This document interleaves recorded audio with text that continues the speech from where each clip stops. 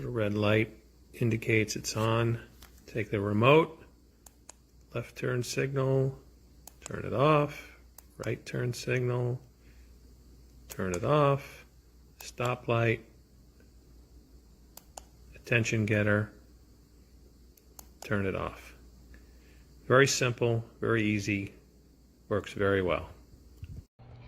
Okay, if you want to sync more than one together onto the same remote, onto a single remote, you just follow the exact same instructions as when you're doing it for one. So I've already synced these two together for this one remote, and you can just pick and choose which remote when they each come with one, and then you have a spare remote. Okay, and the light corresponds from the remote to your lights.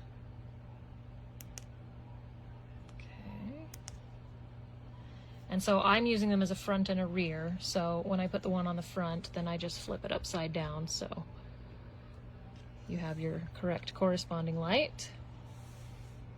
You see, you have your nice flashing in case you forget. They don't always sync up perfectly, but they don't have to. And there you go.